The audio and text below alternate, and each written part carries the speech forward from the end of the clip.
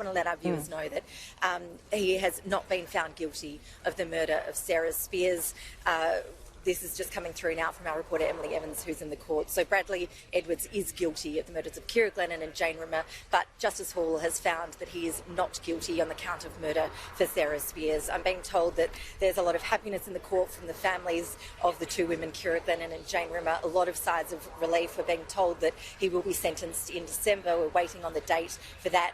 No emotion, I'm being told, from Bradley Edwards himself. He remains looking down in the dock, zero sign of emotion, which has been pretty much the way he's been handling this throughout the trial. Jane, you've got to feel for the Spiers family in this instance. She's been lumped in with these other two girls, but today a non-guilty verdict for her family. Yes. Yes, Ashley, I feel absolutely devastated for the Spiers family. I can see the point of law that Justice Hall has taken. He is a black letter judge, quite the savant, and it was interesting when you saw what was and wasn't admissible in the trial. It seemed to me that this judge was being very, very careful that there would be no grounds for appeal. We know that Bradley Edwards' lawyer, who is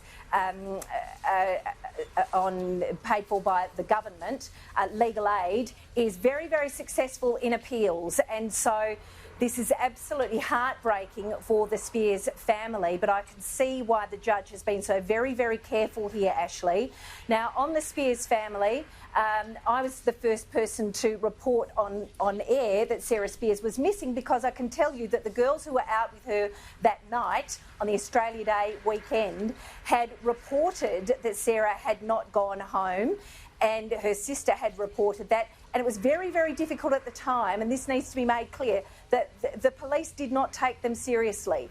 And so this is a part of what the Spiers family has had to contend with. Firstly, getting the police to take the fact that Sarah was missing seriously.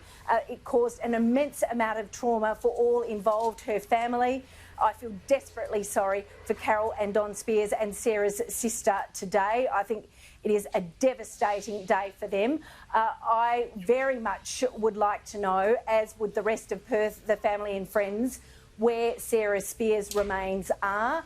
A terrific, well, not terrific, hopefully a satisfying, it's hard to find the right word, a satisfying day for the Glennons and the Rimmer family. But of course, it needs to be made clear, Ashley, Sarah was the first girl to go missing. It was very, very hard for people to get anyone to take this seriously. She was listed as a missing person, I think, for about 2 weeks. And her family and friends got out there. They put posters up around telegraph poles. They pounded the pavement. They did everything in their power to get people to pay attention and start looking for Sarah. Then, of course, Jane Rimmer went missing.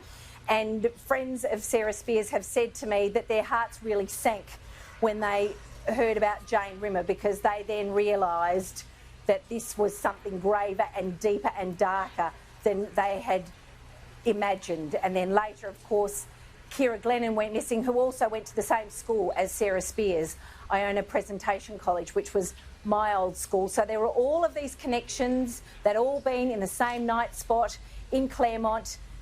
Very, very popular for country kids and city kids. Yes, well-heeled, but very, very relaxed. A very sort of village atmosphere, and Perth irrevocably changed for young women and their families the day that Sarah Spiers went missing, Ash.